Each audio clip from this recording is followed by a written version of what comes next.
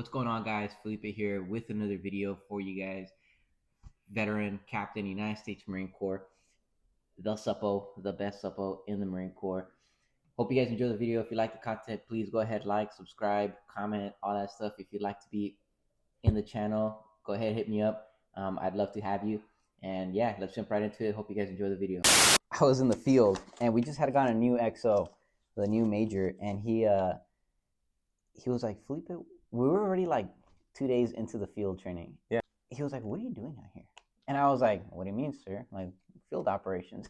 And he was like, what are you actually doing out here? And I was like, I'm the watch officer. Yeah. I'm fucking on shift. Yeah. And he was like, who's doing all of our budget, our execution, our purchasing, our fiscal year closeout, making sure all of our accounts are in order? He's like, who's doing all of that? And I was like, no one, sir. I had a PFC, brand new Marine, straight from the schoolhouse. You doing it? Huh?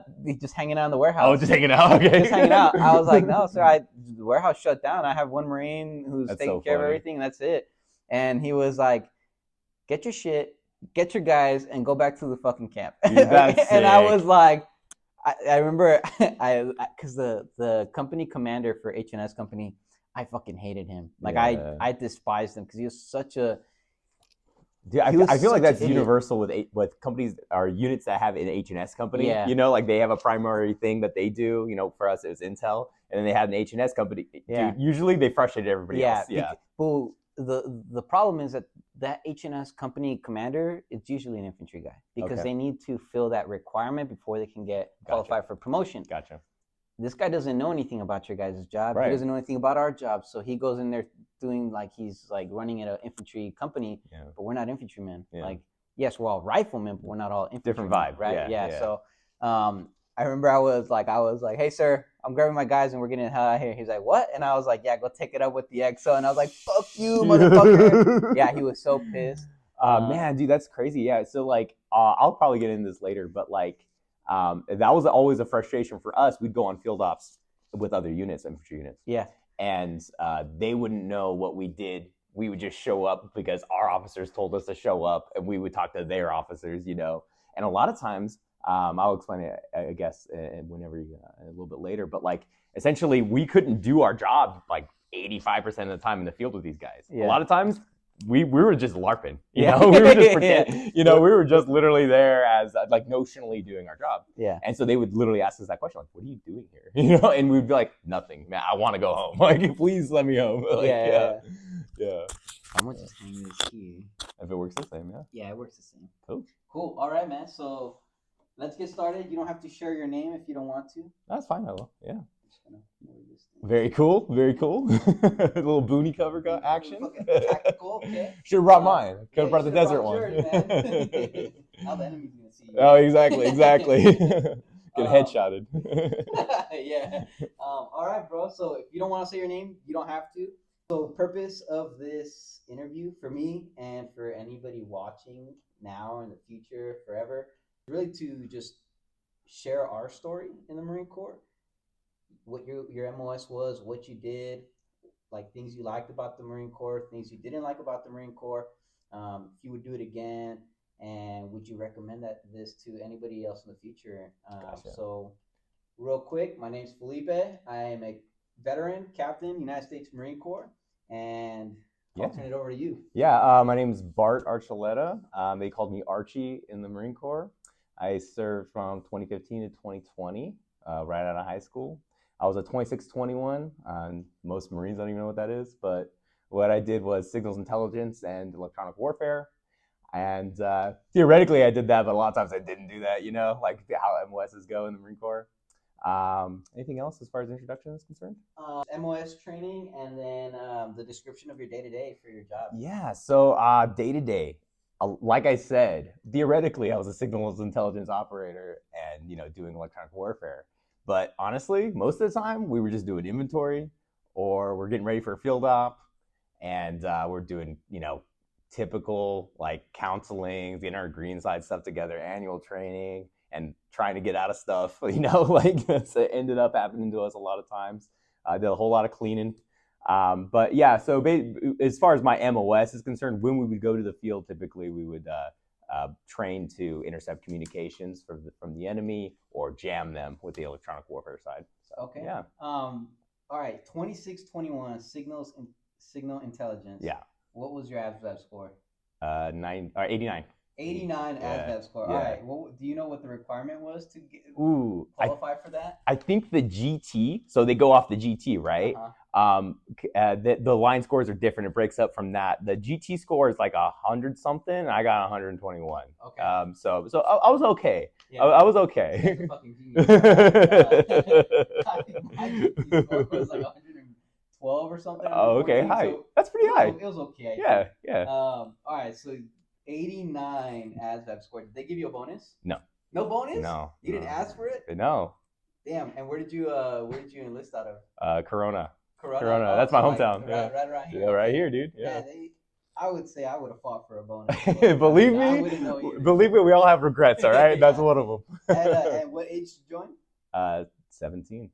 17. Yeah. So your parents had to sign everything. What did your parents say?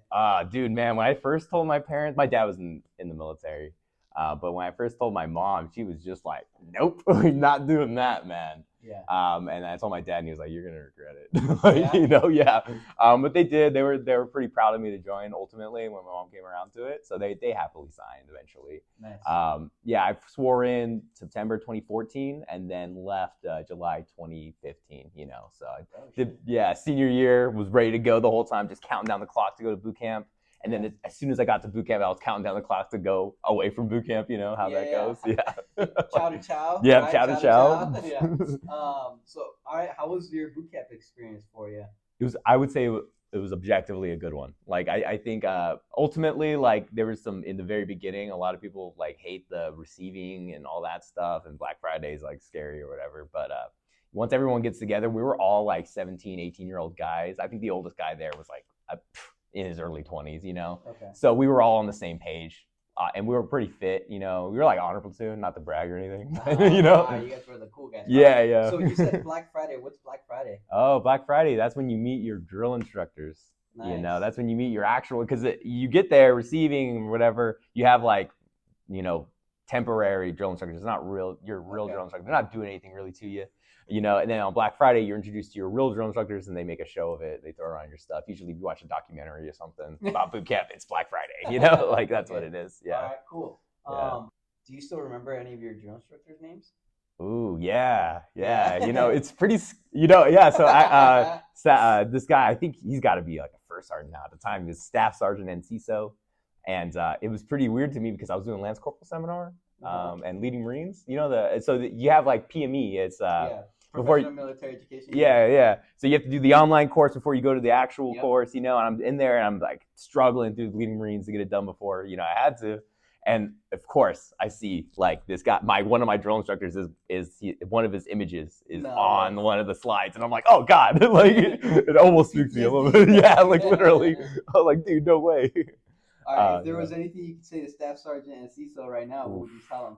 Oh man, I hope I did you proud. That's it? I lost my virginity too. All right, now you gotta tell me the backstory. So this guy, man, he was cool. He was what's that called? He's like the second in command drill instructor. I don't know what it's called, but he was one of our favorite drill instructors. He would fuck us up, all that, but like ultimately he was one of our favorites.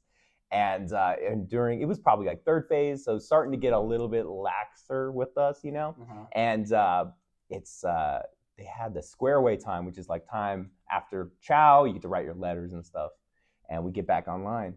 And anyways, he was kind of joshing with me a little bit, and he was like, it got around that I was a virgin at the time. That was everyone's joshing with me, and somehow he overheard, and he's like, so. Recruit Archuleta, what are you gonna do? When you go to the club and try to do your thing, and I was like, this recruit doesn't know. Can I get a multiple choice question or answer? And he's like, he starts naming off. He's like, A, you're gonna slap her on the ass. I guess you probably cut that one out. But B, are you gonna talk to her? You're gonna like buy her a drink, And I was like, this recruit still doesn't know. Like this recruit doesn't have no idea. And after that, I think it was that same day, I had injured my knee a little bit, and I thought we were cool. That's a mistake, to think you're cool with your drill instructor. And during that time, I had borrowed an ice pack for my knee. They give you a couple. Sometimes they have a couple, and I have it set up, and I forgot to give it to him. And we're online. We're trying to. They're gonna make us go to bed. And I had to give it to him before we went to bed. That was the deal.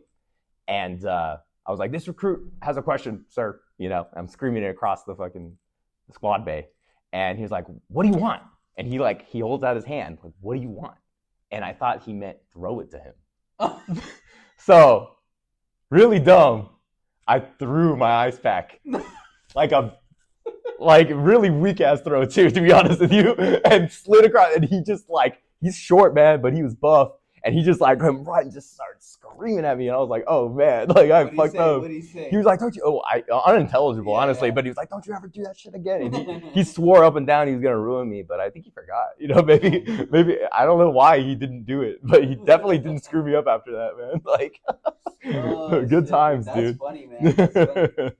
All right, well let's switch gears, and we're gonna jump into the personal questions. And that first personal question is, what are 3 things you like about the Marine Corps? The things I liked about the Marine Corps. Okay, so there's a collective identity that you're given right out the gate. Even in boot camp, you have an identity. Even though they're breaking you down, ultimately you're with your other, I guess, your recruits. And you have an identity within your platoon, and they're molding that as you go. And then ultimately you're welcomed into the family of the Marine Corps. And that's something that's cool. It's a community. Something else I liked is they want you to look good. And even though it's annoying, when you're in the fleet and maybe your sleeves look a little shitty or whatever, ultimately that's a good thing. It makes you want to be good. You good at your job, look good, be fit, So there's a lot of good positives from the Marine Corps, I think. Okay. But we can get into the things I don't like too, Okay. But Yeah. So that's one thing. The community. Yeah. All right. What else? Well, and then I guess the second thing was them wanting you to look better, Okay. Gotcha. Yeah. As an officer, right on the other side of the spectrum, compared to you, I always wanted what was best for my Marines, right? Okay. I always went above and beyond to make sure that they were set up, even though it took a shot at my personal life. Right? If I had to give up a little bit of myself to make sure that they were good, I did that, right? I always wanted what was best for them. So I think that's something that they instill in us when we go through OCS, right? The Officer Candidate School, different from boot camp, is why are you here? Is gets thrown around, and your response should always be for the Marines. And then you get to a certain rank, and you're like, fuck the Marines, man. I give a shit about myself, right? But that's the me becoming salty at my senior leadership who I see them do that. So then, they're doing that to you. You might, shit rolls downhill. Ultimately. Downhill, yeah. So. All right, those 3 things. So what is something you miss about the Marine Corps? Oh, dude, something that I was immediately confronted with, and something I didn't realize, is that when you go to join, and like I was saying, you have you're counting down the clock to get to boot camp. You're in boot camp, and you're counting down the clock to get out of there. And ultimately, you have a series of goals that are coming down the pipeline. Mm-hmm. Something better is coming, or something. I'm gonna meet my my new unit. I'm gonna go on this deployment. I'm gonna get off that deployment. I'm gonna get this rank. And then ultimately you're waiting for EAS, and you're the grass is greener. And it feels like in the Marine Corps you always have a goal that you're working towards. Whether it's I'm gonna be good at something or whatever, go to this training, and when you get out. At least in my opinion, I felt a little bit of dread from that goal structure is not there. Yeah. It is. You make it ultimately. You got to make it yourself. You got to make it yourself. That pathway is no longer forged by the military, right? Yeah. For you. So, and I get what you're saying, right? Because every rank has its milestones, and you're on a trajectory, right? To get those milestones, you go to your PME, your professional military education. You do the trainings, you do your PFTs, CFTs every 6 months, every year, right? You hit your promotion, then you go again, school. You got to make sure you do your qualifications and everything. So once you get out, you don't have that, right? Yeah. You have to forge your own goals. Yeah, right? And it's weird because you're looking forward to that day, and then you're there, and you're like, oh shoot, where am I going? So for perspective, today all I have is one class, right? So I feel like I haven't done anything all day. I'm like, man, fuck, man, I feel like a dirtbag. But Yeah. no, I got up at 5:45 in the morning. I went to the gym. I got my haircut. You know, I Still productive. still get my haircut every day, every week, Yeah. and then went home, chilled a little bit, showered, cooked like lunch, meal preps, and then drove my happy ass to school. You know, Right, so like, right. but do I feel like I served my country? Yeah. It's a different feeling. It's a different feeling. Yeah. No, I get you. So you're every week you still get your haircut? Yeah. I'm every 2 weeks, and I feel like that's a lot, you know, like but every week. I think the furthest I've gone is about 11 days, and then I'm like, nah, it's got to go. Yeah. Like I think that's like the most I've gone. So, what are the 3 things you disliked? Oh man, I can talk all day, but 3 things. Oh, shoot. Maybe 4. Yeah. Well, okay, so I always felt like, I was saying earlier, like theoretically, I'm a SIG intern. Theoretically, I'm an electronic warfare Marine, but my day-to-day didn't really reflect that. And I felt like we were expected to be good at our jobs. Mm-hmm. But because our job had a lot of paperwork involved, a lot of bureaucracy, because you can't, you could do logistics. You can have somebody do their job all day. You could do regularly in the rear, whatever, or S1, like they're doing their jobs, in the fleet. But for us, we can't like break American encryption on like American radios. Like that's illegal. So we can't, and that's a big part of our job in country, that on deployment.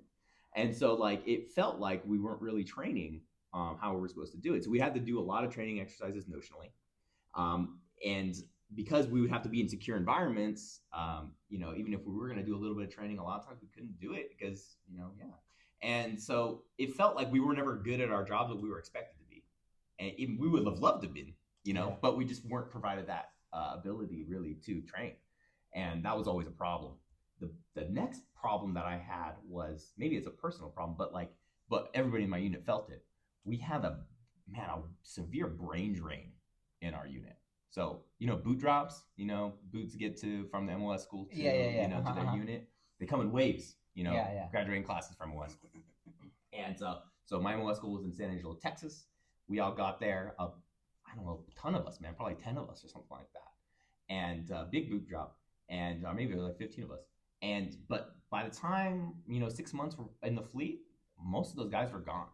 And a big problem was essentially those guys were sent to MSG duty. They were enlisted. Yeah. So the best of our guys were gone right off. We basically chopped their head off as far as our cohort. Yeah. So who's left? The mediocre guys. Yeah. Okay. And a bunch of them, us, got in trouble legally. Guys were thrown in the brig for, all kinds of stuff. Those, they happen, alcohol-related incidents, all kinds of stuff. So it was left with the guys that didn't get in trouble but weren't particularly good. I was one of them.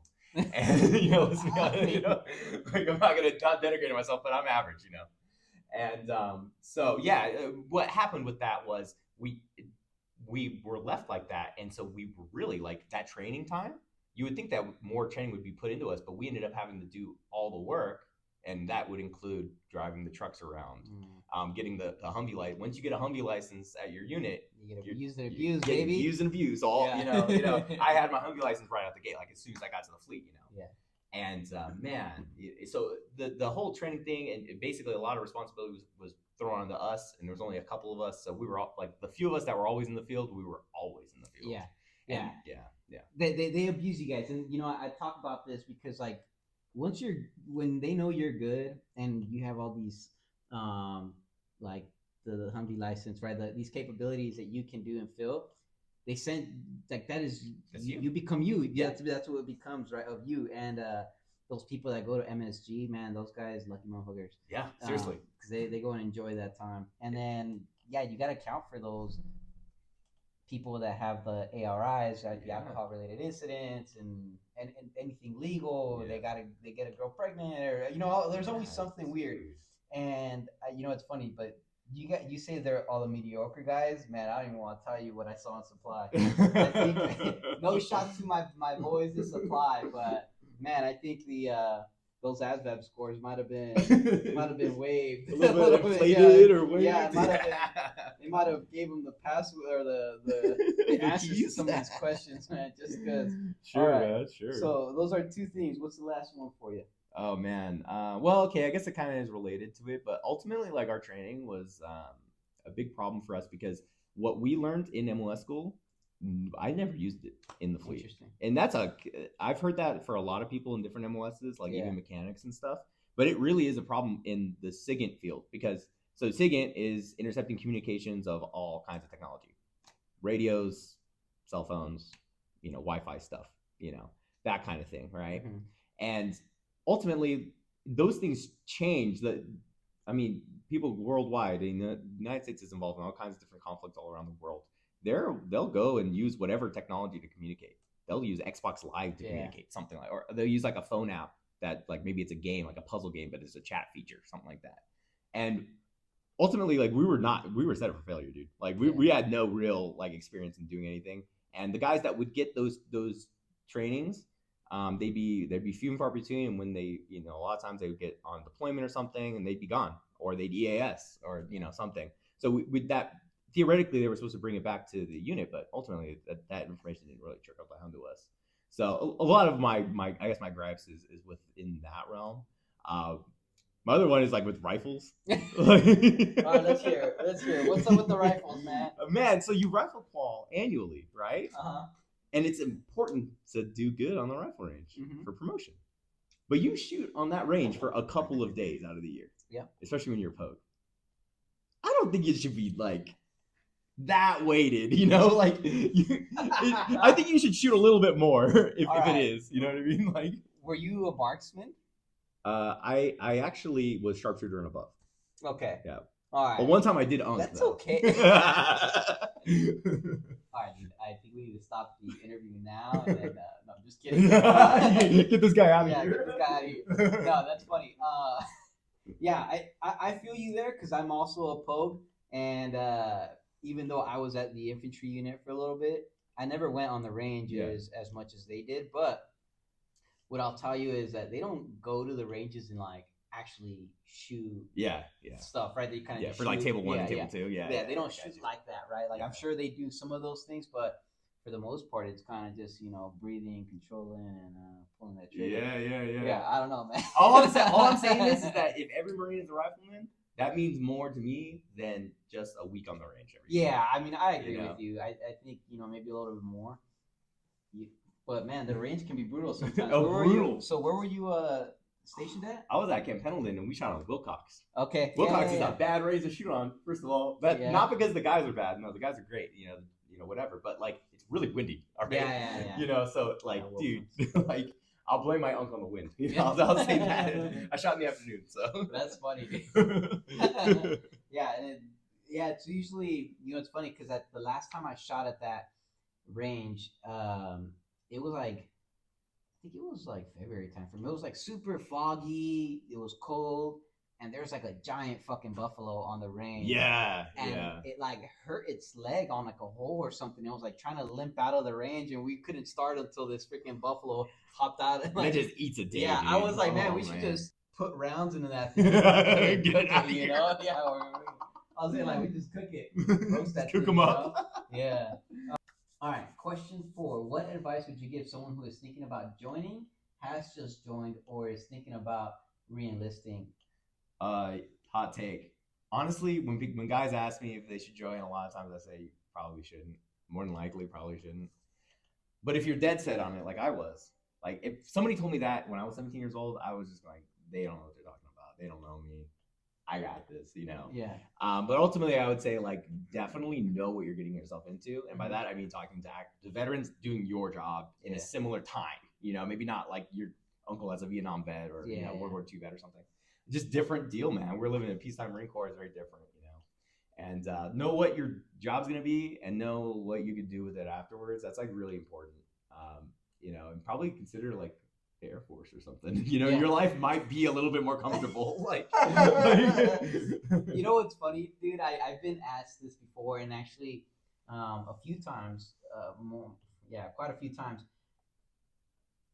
I tell people the same thing, right? And It's funny that you brought up the Air Force. I think everybody should serve our country. Yeah. I think like everybody should serve our country. Like back in the day when they had the draft, and I Yeah. remember Trump was like a draft dodger, but Yeah. you know, like I in hindsight, you know, whatever. But I truly think we should all serve our country, like at least for 2 to 4 years, Okay. you know, and then go and go do great Yeah. things, just because it instills this like Mm. character in you, right? And Sure. but I tell people to go Air Force. I'm not gonna lie. What about everybody in the Marine Yeah, Corps? You yeah. know? Come on, everybody. As that score 35 and below, Marine Corps. Yeah. Okay. I'm just messing around. Yeah, Probably yeah, that's piss cool. a lot of people off with that. What But- did he say? Yeah. You know? But I would say, like, I think if you definitely need to know what you're getting yourself into, if you want more opportunity as far as the spread of MOSs, other branches might have those. Like, if you want to be a physician, the Navy has some stuff like that. Army does, Yeah. you know, the Air Force. And yeah, so that I agree with you there. You know, like Yeah. definitely look at all your other options. So okay, Also, cool. like, seriously consider the reserves. I feel like a lot of dudes get into the Marine Corps and think like, I mean, maybe, you know, some of the people that were like mediocre to not, and because of a lack of motivation, maybe all they really wanted was to be a Marine, you know, and not really live the life of a Marine for 4 to 5, 6 years, you know.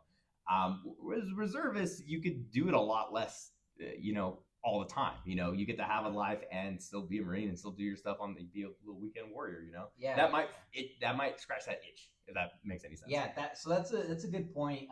For anybody that's trying to join or thinking about joining, there are other options where if you don't think that this full time thing is not for you, then you know you can do the reserves. Reserves, you'll do boot camp still, and then after, I'm not sure how the obligated time works. It'd be like six. It's like 6 6 years. years. Yeah, active 6 reserve. years in the reserves, and then every month you do 1 weekend of drill, and every year you'll do about 2 weeks of AIT. I think it's just like your annual training. Yeah. So cool. All right, let's jump into question 5, which is, what is the wildest story or two that had ever happened while you were in the Corps? Oh, all right. So, oh man, so I knew this guy, and I'm not gonna say his name because it's embarrassing. Yeah. We'll take names out. Yeah. It's my boy though. You know, we weren't always boys though, right? So I was a rookie, you know, and he actually got to the fleet after me, but he was in MOS school for a long time. He was a linguist. Those guys that go to DLI to learn another language, they go to DLI for like 2 years sometimes, you know. And this guy, I think, was an Arabic linguist. Nice. So he hit the fleet a little bit after me, but he was senior to me, you know, if that makes any sense in time in. Yeah. So real quick, and I'll explain it for the video. Time in the service and like time in like the fleet, 2 different things, right? Because your training pipeline is probably longer than some of those that their training is only a month, 3 months, and then pilots, for example, their training is 2 to 3 years. So they're a captain by the time they show up to the fleet, whereas like I'm a lieutenant and I'm way more seasoned than they are. Even like a lance corporal Yeah. could have been in the service longer, or been Yeah. in the fleet longer, you know, for that matter. Yeah, no, absolutely. And yeah, so this guy, me and him just didn't like each other. I was a lot younger, you know, I was pretty immature, and he was pretty mature for his age. He was older also, you know. And anyways, so I get to the team, and I deployed with him. You know, we go on deployment together, and I'm like I was a last minute replacement for a really squared away guy. All right, they don't like the rookie, you know, that doesn't have, like I said, not really any good training. Yeah. I just feel I'm a body at that point, you know. Yeah. You're And- just a working party. Just getting a little bit ostracized, you know, a little bit like, all right, you sit over there, you know, we're eating lunch type of thing, you know. Hey, it's all good fun, right? You know, whatever. And anyways, so me and him ended up always being together though. All right, so we would go between the ships sometimes. We ended up going to corporal's course together on the ship, you know.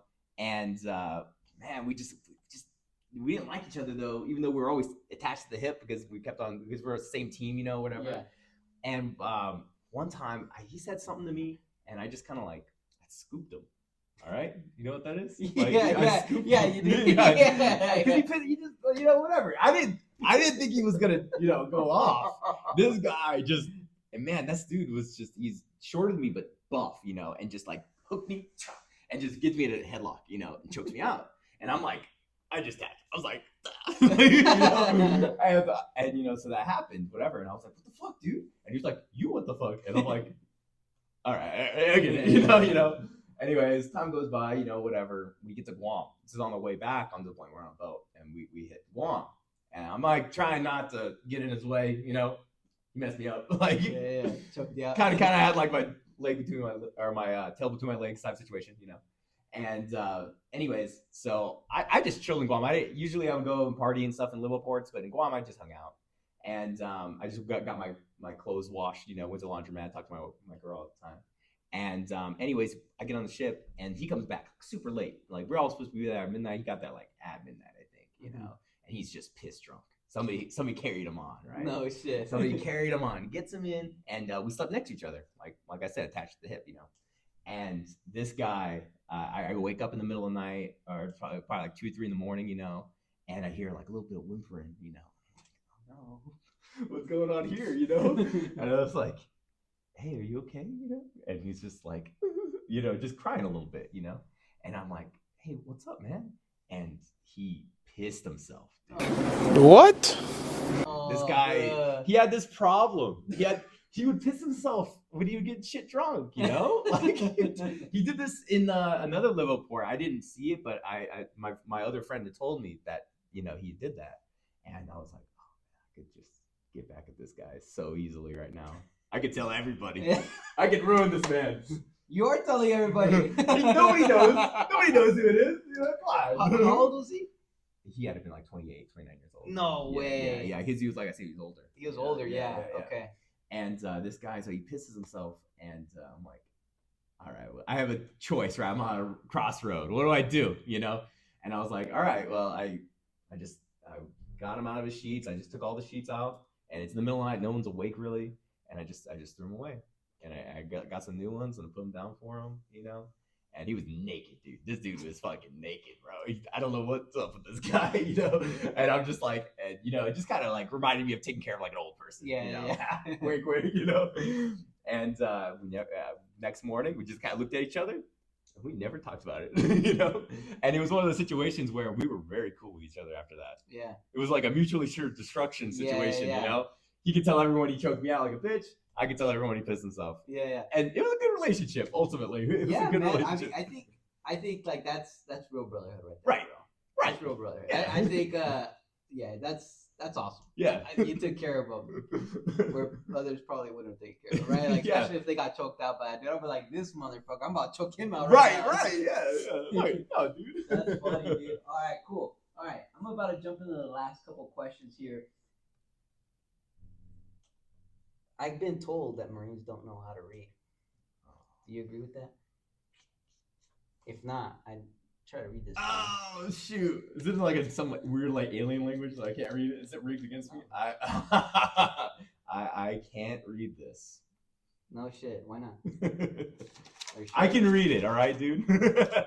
Are you sure? I told you, man. That is so Marines can't funny, read, dude. bro. That's a good one. That's a good one. That was very smart. That's so okay, funny. dude. A lot of Marines can't read. And even the 89 ASVAB guys? Even with an 89 ASVAB score. You see? That's so funny. All right, okay. Real quick. Seriously, back to the last question. Was the military everything you thought it was going to be, and would you do it over again? You know, it was a lot more and a lot less than what I thought. You know, there's a lot of things in it that I was just surprised with, I guess. You know, because I was born in like 1997, so like all the stuff I saw on TV was post 9/11 stuff, right? Everyone's in the war in Iraq, everyone's in Afghanistan, you know. I'm like, my older cousin went to Afghanistan, you know. And yeah, like I said, I have a lot of family members in the military, so I was like, you know, this is my time. When 2015 hits, when I graduate high school, I'm going. Yeah. And lo and behold, you know, the way that the stars aligned, I got in right during peacetime, you know. Yeah. You know, effectively peacetime. And that was something that, like, not knowing pretty much right when I got to the fleet that I'm not going to war. Like, that was like, oh, that's a big difference than what I expected. Yeah. And so nobody really knows, you know, what the military's like before they go in.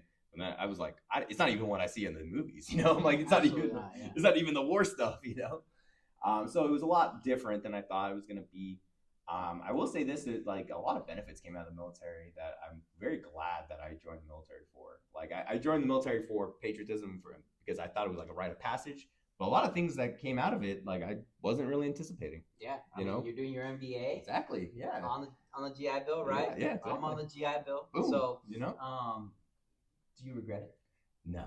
No? No, Yeah. I don't regret it. Did you prove your dad wrong? Am my dad wrong? Yeah, I don't regret it. Yeah, 'cause he absolutely. said he was- yeah. You know, I will say that my dad was an airman. All right. Oh, You know? okay. And my dad told me the Yuva was right about something. My dad did tell me, because we go camping a lot. Growing up, we'd go camp, go hunting, fishing and stuff. And he was like, when you go in the military or in the Marine Corps, you're going to hate camping. Yeah. And my recruiter said the same thing. Didn't even know each other. And he was like, you're going to hate camping. And sure shit, I don't like camping anymore. Yeah, Like, you know what's funny? And this is for my fiance out there who's like, I want to go on a hike. I'm like, fuck that, man. You know how many miles I hiked? I remember writing the miles on my boot No way. while I was at the infantry. I think at the end I had 152. That's so 152 miles That's so funny. in 2 years. And I'm like, she's like wondering why my knees sound like this. Yeah, so that's for my fiance. You're like tacking them with with a tacks? short permanent marker. Oh, yeah, I wow. was like on the bottom of the boot. I was like Damn. tacking them up, and That's funny. Dude. yeah, my time at the infantry battalion, 152 miles. You know, I was there for That's a lot of miles. I was a year and a half there, and then 6-month deployment, so 2 years total. Yeah. Yeah, a lot of miles on these knees, baby. Yeah, dude. Shoot. But all right, man, that's all the questions I have for you, and I will open up the door for you if you have any questions for me. Man. On the other side of the spectrum. Let me have you read this real quick. I'm playing. All right, my question was, can Marines breathe? I can't read this. Yeah, that's right. Must be a shared trait, you know. It's a fucking shared trait. Exactly. Marines cannot read, guys. Marines literally cannot read. Like, so you said you went on a little 6-month deployment. Where'd you go? 31st Marine Expeditionary Unit to Okinawa, Japan, during COVID. So, yeah. Well, it didn't really feel like a deployment, right? It was a deployment because we did go out of our base, went to Camp Hansen, and then I was remained behind element, so I didn't even get to go on the boats. But everybody when that went on the boats couldn't even get off the boat, so we didn't do any of that training with like the other nations that we were supposed to do the training with. They sat around the boat and did like the Okinawa 500 is what they called it. Yeah. I was a remain behind element, and I had like 190 Marines on fucking quarantine. No way. And I had like 30 Marines. Half of them were in fucking crutches. They're broken. Like there was like a viral video that went out of a Marine fucking falling out of the fucking helicopter. That was our unit. No way. Yeah, he was like halfway down, fucking falls backwards, like breaks. You guys give him back? Yeah, they took him Oh, that's back cool. and everything. But we lost our guy, dude. Our guy's gone. oh yeah, We never found him. No shit. He yeah. fell off the boat in the middle of the night. No, Never way, found him, bro. dude. Yeah, I didn't know him, but yeah. That's a crazy story. Yeah. What happened there? That's what happened. Like, so he was an aircraft mechanic on our deployment. I believe was our first deployment for Marines that had F-35s, and I believe he was working at F-35, and he was up there topside in the middle of the night, and they go to muster the next day. He's not there. We turned around. We were in the ship behind that ship, so we thought, okay, maybe he's here. You know, maybe we're gonna find him. Maybe find a body or something.